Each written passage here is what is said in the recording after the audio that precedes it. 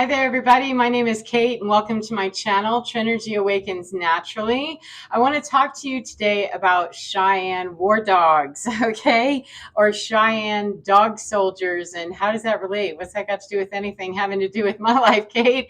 I want to talk to you about a spiritual practice that involves invoking spirits or invoking demons or gods, goddesses, voodoo high priests, anything in spirit, okay? Invoking something that is skinless to do some dirty work. Okay, and how that can work when we send it away from us and when we're in that dark energy, that dark magic, that stuff that I don't get into it, I don't practice it, I don't study it. I deal with it though when it's thrown my way, because I do know that that has been in our past history on earth. That has been something that many people have used, despite the fact that many people don't believe it or don't acknowledge it or don't think it's real. It doesn't change the fact that it is so real, and it has been so used and heavily utilized by many people in non-Western society. And believe me, there's enough people that are chucking around in Western society these days that are digging into dark bags that you can't do that because you're not understanding something here. You're not understanding a whole lot sometimes. Spiritual warfare, if you will, is what ends up happening when people start digging into skinless areas and they're wearing skin.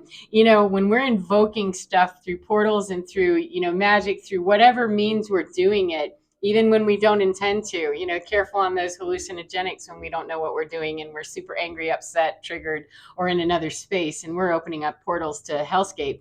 But when we're invoking, through those dark magic practices, specifically, I'm not talking about just backbiting gossip stuff. I'm talking about people that are deliberately reaching into dark bag stuff, and they know enough about spirituality to be high priestess or, supposed emperors and empresses and high priests and voodoo people that do, and not disparaging of any practice in particular. What I'm disparaging of is anyone who is a high priest throwing dark magic. That's what I'm talking about. Or anyone in general who's throwing dark magic in a very intentional way and doing that kitchen witch stuff and just the witchy poo, thing, that it's dangerous. And here's why. I was recently in the Cheyenne Mountains. I live in Colorado Springs, and Pikes Peak is a very prominent feature here in this area. The mountain range, the Front Range, is where I live and what I see the most of. And Cheyenne Mountain is an area that is close to where I live, and I spend a lot of time there and spend a lot of time in the Pikes Peak area. So I pick up a lot of energy of what's already happened. I don't get complete stories often because it's not relevant. I need to understand a piece of information to put together a puzzle of, this is how we deal with this. This is how you can understand energy. This is how you can understand when people are moving around, with the skinless stuff and they don't know what they're doing. This is how you understand it. Not for me to go in and do something in retribution or anything against it, for me to understand the way that I can best help to unass and ungank things is to understand, back engineer, and understand how did it get there in the first place. If I go in and I can't survey the scene and see what's really going on, it's just too much of a holy mess. I need to do some forensics on it. So this is like energetic forensics, really. And when I'm in the Cheyenne Mountains and in Pikes Peak, talking with the woods and the land and the indigenous peoples that have left behind all kinds of their knowledge there, they speak. They speak through the trees. They speak through birds. They speak through the rocks. And each of those little things, believe it or not, has its own energy. However, sometimes those particular items, the minerals or rocks and things, the trees, will channel a very specific energy. And a while ago, it wasn't relevant until today. It's probably been about maybe a year since I studied this and did a lot of research on it. And I didn't know, why aren't I doing anything about this, or why aren't I utilizing this information more? Well, that's because another piece of the puzzle came in. And okay, go back to the Cheyenne dog soldiers, the Cheyenne war soldiers, or war dogs rather. They were a tribe of Native American indigenous people who were warriors. Basically, they were native warriors. And the folklore about it is that there was a young warrior who he was kind of ostracized from the tribe because he was talking smack. They thought that he was going to, because of white incursion, he was going to start his own tribe of warriors. And he started singing to dogs. He started singing at night next to the river, and dogs started howling. And legend has it that dogs started showing up and coming to the encampment where he was kind of, ostracized for his weirdness. And eventually, it was like the Pied Piper.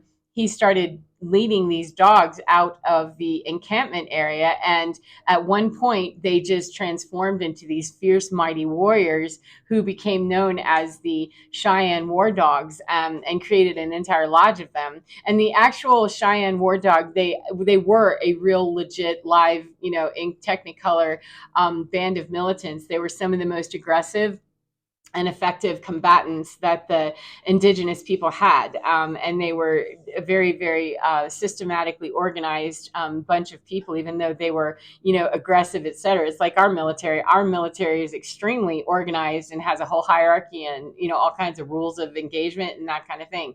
It's just these were very, very highly effective. They were highly, highly outspoken. And excuse me, they weren't really about the white incursion on any level, and they we're actually able to change policy and stuff too, but that's going away from the story more than I care to. Let's get into their characteristics as the actual soldiers, the live human beings. They adopted the horse and became very nomadic when they did. Utilizing horse became the way for them to be better warriors.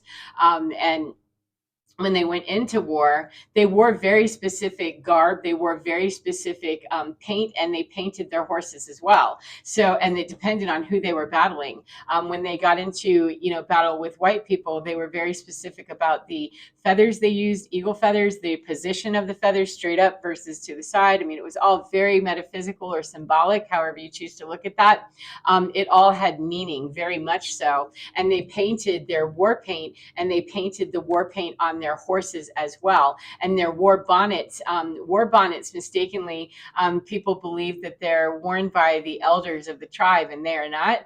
War bonnets are worn by the warriors of the tribe, the actual warriors, and they're denoted as such. And the war dogs were the ones, the Cheyenne war dogs were the ones who were best known for their war bonnets, and they were very, very dedicated to the specific ones they wore because there was a lot of symbology attached to it. So something else that they also were known for was their what was it called? Their dog rope. Which was made out of buffalo hide. Their dog rope, this just shows you, to me, this is my interpretation. This shows just how much they were dedicated to, nah, you're not coming in here. You're not encroaching here. This is not going to happen. Their dog rope was as I said, a rope made out of bull hide, or buffalo hide.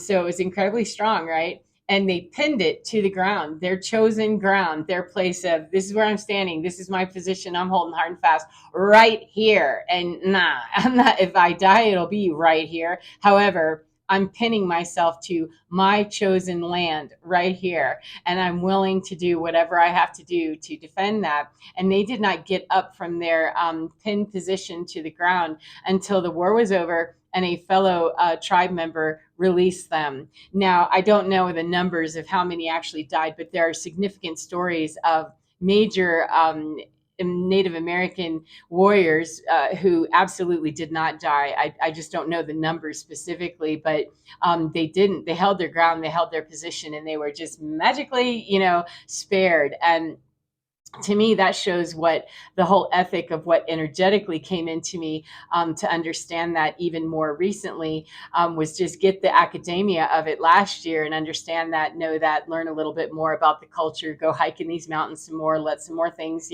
filter in and get that. And also learn today, when I did a little research that I didn't pick up last year that's important, is that they were all about breaking up some of the traditions. Even in Native American culture, some of the traditions just, they weren't hanging and banging right for some of the people. And so the Cheyenne dog soldiers, the war dogs, they broke up the matrilineal understanding that the woman held the power, and it was her lodge, and the man, man moved his stuff. He schlumped to her house. When he left his mama and daddy, he went over to her house. And the war dogs, for whatever reason, I'm not making a statement, one way or another. I'm just saying that they were all about breaking up the tradition of, nah, we're not doing it that way. For whatever reason, they did. So that to me pulls into the understanding now that of what has been filtering in about these great warriors is that breaking up tradition, breaking up the party line, breaking up the matrix, however you want to understand that and apply that in the bigger understanding, the metaphysical representation is that we're about holding fast on our position of we're breaking this up, we're holding our line, and we're standing on what is ours, that it's not yours, it's mine. I've claimed it. It's mine. You can't just come in here and tear it up, steal it, and, act like I was never here. No, I'm literally pinning myself, and standing fast on my position. I'm not only just claiming my position, I'm going to claim it until death do us part. And you're going to learn fast, friend, that death will not do us part quite the way that you think it will, because I got all kinds of magic and, stuff, shaman type backing that, I don't really know about all of it. Literally, I don't. It's just mostly metaphysical. But what came to me with this whole thing is that the last few times that I've been up in Cheyenne Mountain, those spirits, those war dog spirits, or that message was coming through very loudly to me, that when people are throwing around dark energy and they don't understand, like, it isn't just a matter that Kate's standing in the mountains where these, war dogs existed. It's a matter of the connection has been made with this area for whatever reason. I was called to come here. I'm not from here. I've never been here except driving through, and not even here in Colorado Springs. So, I had nothing except a calling and a knowing that you're going out to Colorado Springs. And after I got used to, not being able to breathe without an extra lung and a tank of oxygen everywhere I went when I first moved here, it took me a while. And all of a sudden I'm like, I'm going to start hiking now. And I started hiking, and like, wow. And once I got conditioned to that, I started getting all these messages and, thinking about the connection that I have with my own Native American past, which I know very little about. And then getting the message that, oh, it doesn't matter whether you have blood lineage or not, your lineage here energetically to work with and to assist, and for them to assist you, is here. Whether you understand all that or not is irrelevant. Do you need to understand all of it now? Nope. That was about a year ago. And messages have been pouring in and pouring in about this indigenous connection with not just the mountains, the elements in general, and different tribes that are here. They speak very loudly, they speak very clearly, and they speak very fiercely sometimes about what they're doing and what has happened already and what's going on now and what's going to happen in the future.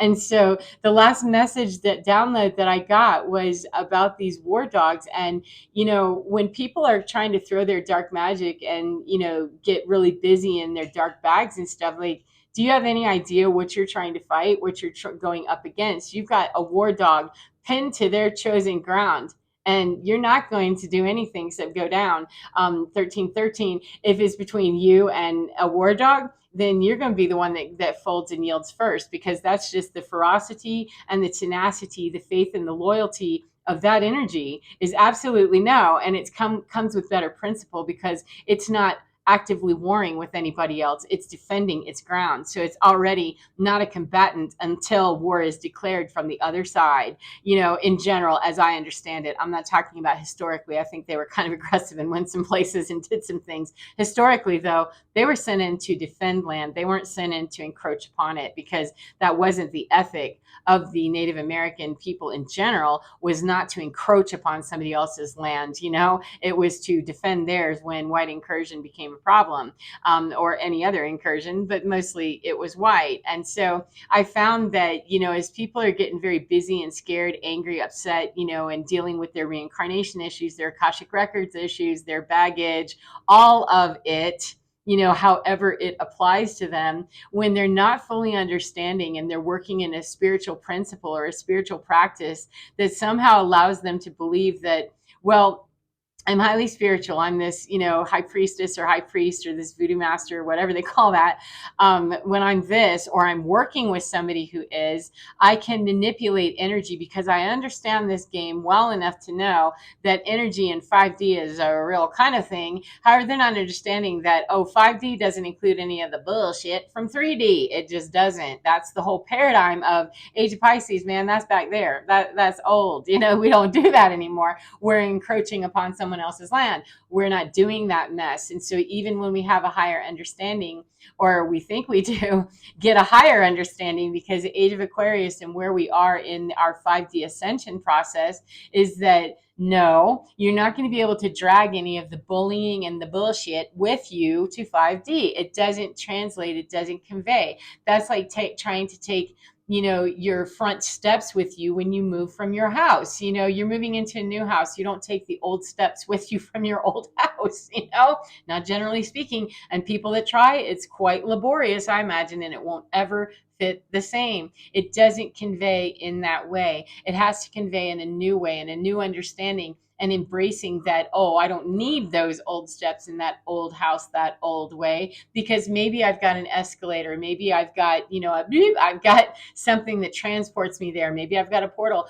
We have enough people that understand how to open their mind in some very kooky ways in the dark stuff. However, please, understand that when you're opening your mind and opening portals and opening all kinds of doorways to, stuff that you don't know how to manage once it's going boo in your face, it's not really relevant anymore, and it's not helpful, and it just creates karma. It creates a lot of debt and baggage that I don't want to lose my body to this experience, because I'm not understanding that that's the old paradigm. And so I don't want anybody else to either. I cannot stop them. However, I can observe very clearly that you will run out of earth time. We will run out of earth time if we're busy collecting more karma and karmic baggage and debt than we can actually clear before our body needs to leave this earth. Sometimes we pile on more with illness and, medical condition and mental health issues and addictions and all kinds of stuff that we're continuing to pile on, and we simply will not make it out of, our earth experience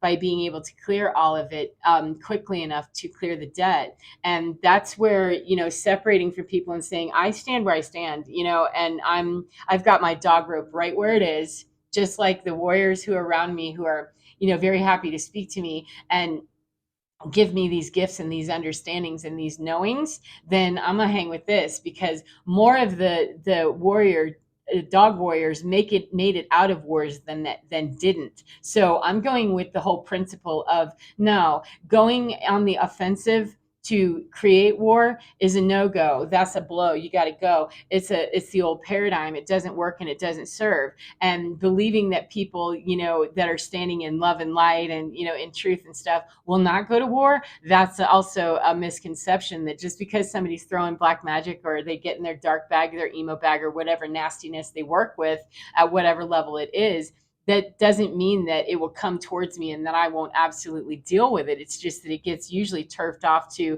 that goes off into mountains and into territory that really I don't have to do anything with. Doesn't mean that I'm not seeing it. Doesn't mean that I won't get down, with it whenever I have to. And it doesn't mean that I'm not given that scenario as it's unfolding of, I see how that's going. And yeah, you can avert your eyes and, okay, you don't need to be part of that, because 1818, I don't want to know that people are being harmed or hurt by their own dark intention and their own dark magic and their black magic, voodoo, hoodoo, voodoo, whatever it is, misunderstanding. I don't want to know that they're hurting or that people are being, harmed by their own stuff. However, I am given enough snippet by these energies that they'll talk all day sometimes. I mean, they're happy to say, here, this is where this is, so that it ameliorates my mind and it soothes my heart and soul to know that, no, justice is served, and, white incursion is not going to just keep happening, or black incursion, what is really what that is, that this dark magic stuff is not going to keep, being thrown your way and all this stuff without there being some, not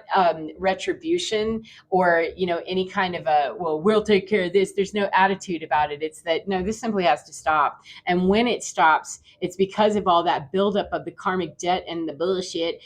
Please stop doing this, because you're responsible for all of that. I would be responsible if I engaged in it and went back and forth and got all hateful and engaged in the war. I will lose as well. However, I'm not into collateral damage, nor am I into cannon fodder. I don't use other people, to do my dirty work. I don't call upon anything except the Holy Spirit in whatever form that it takes for me, as in understanding Cheyenne war dog energy, understanding mountain energy, understanding the Cheyenne people here, understanding the Ute energy, understanding sun, Ra.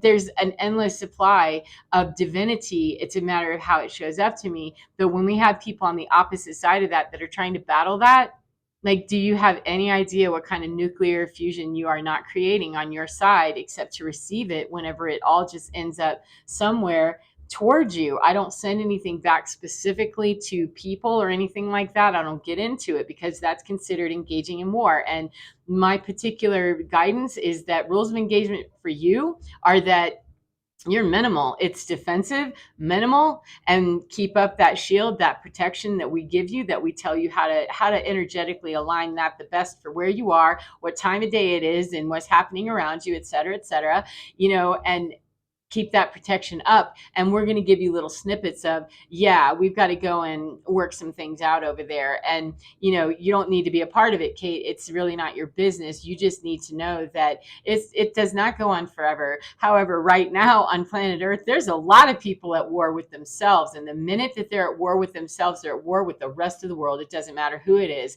And then you get into organized, up that tier and that, hierarchy. You can have hierarchy of dark too. And we do. We have both sides of the spectrum always. So if there's intensely hierarchical 5D understanding, there's intensely hierarchical 3D, and it's a matter of understand that, know that, and really be able to go with that. Because if somebody else is a shapeshifter, well, then we need to know how to shapeshift too, and we already do you? And it's a matter of really getting that all under wraps with understanding it, not to use it in a nasty way. However, it certainly helps to know the opponent. It helps to know the other side, because the other side, as it's writhing and screaming and agonizing and carrying on, there are people who choose to get out of that and want to get out of that. They can be helped. Primarily, my personal work is not about trying to save any of those people. This is a mass casualty incident, and those are black tags for me personally. That's not my personal work, because they have people that can help them that are lower on the tier than I am in that particular situation. It doesn't make me better. It means that my work is better served to follow my hierarchy and my triangle and work in that element, not try to work in an element where I don't belong and where my resources are just being wasted.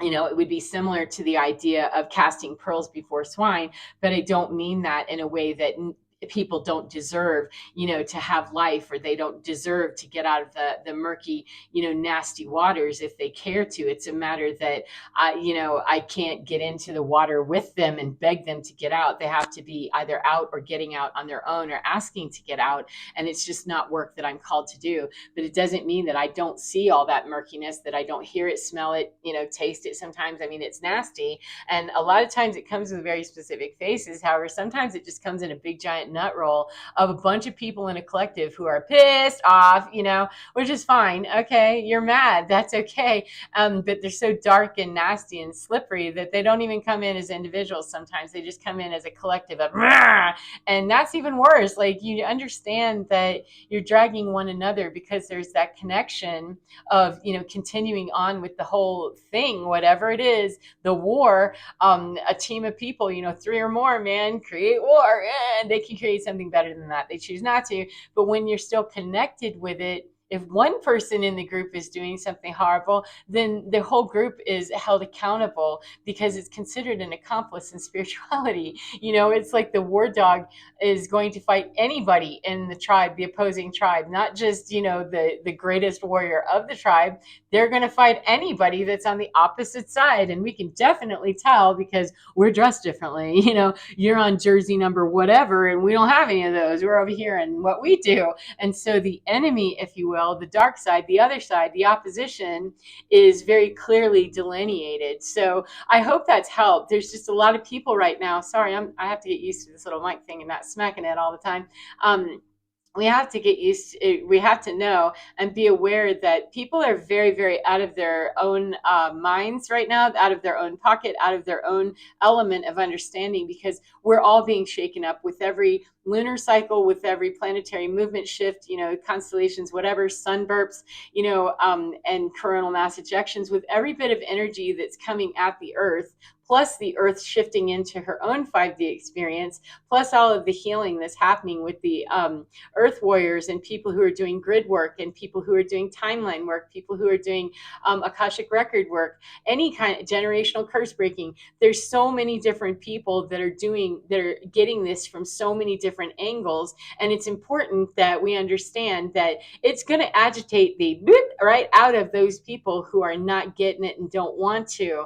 And the whys of, why they're not getting it and what happened, that's irrelevant. It's unimportant. That's on the scene trying to, revive somebody that's really, there's no signs of life there. Even if they're breathing, normally, this isn't talking literally, this is metaphorically, that if it's spiritually dead, those are people that are saying, I absolutely don't want to hear what's coming out of your head. I believe something different. And even worse, I believe that my darkness is going to overcome all your bullshit, light and candy coated, unicorn stuff and love and all that stuff that just really irritates the demon. So be aware of that. There's no need to be scared of it, though. Please connect with whatever it is that speaks to you. Connect to it and start calling in all of that help, and be willing, if it's not already there in your mindset, perhaps be willing to embrace the idea that it can get wild and funky in what would be traditionally understood as, how we do life on Earth. We're in a whole different place now where a lot of stuff, seems quacky and weird and, bizarre and stupid, crazy, and yet that is the most sane part of this, is that war dogs coming in to give me some information about how we're doing this and how we're going to, dispel and redistribute this energy.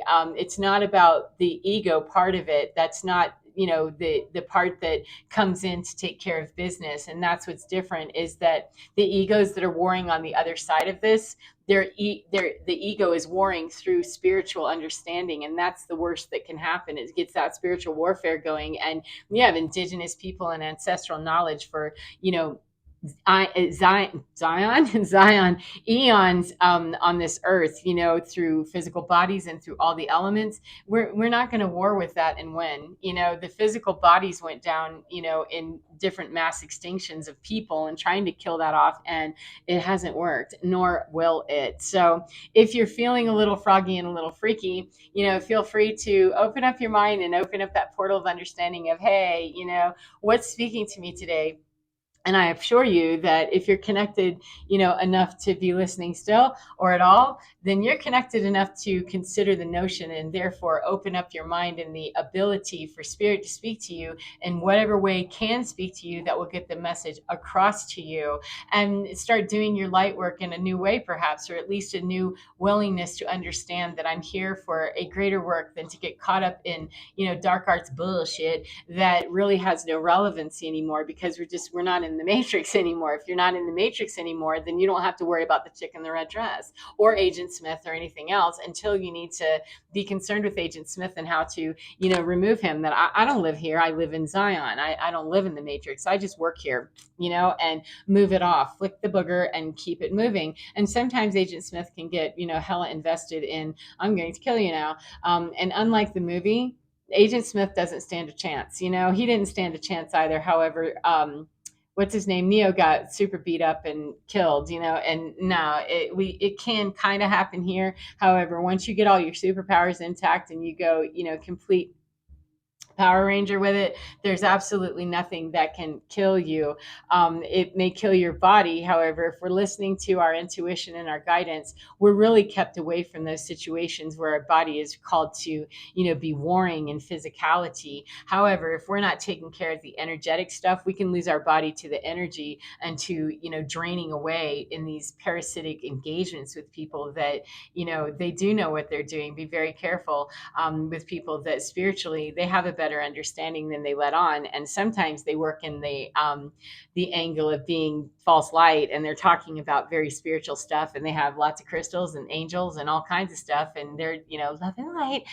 So be careful, and we can get all the information we need from Cheyenne War Dog or anybody else, that's willing to talk to us, that we're willing to listen to. Because I found that the natural world and all of the wisdom that's here, skinless especially, that they're very anxious to talk, because they're very anxious 2929 to help the humans that are here to assist this process into 5D, to help us exponentially, because we don't want to lose body time to this. We got to go. We don't have time to war in just dumb places. It's not helpful to war anyway. However, when I'm called to war, I'm drafted right in, and do what you need to, friend, and end it, quickly, and then turf that off to the energy sources that take care of it, because it's primarily an energy battle. So anyway, I hope that's helped, and I hope that you are enjoying your day, whatever part of the day you're in. And remember, get within your skin, because you're divine, is absolutely fine. And you have a war dog of some kind in there. It may not be a Cheyenne war dog.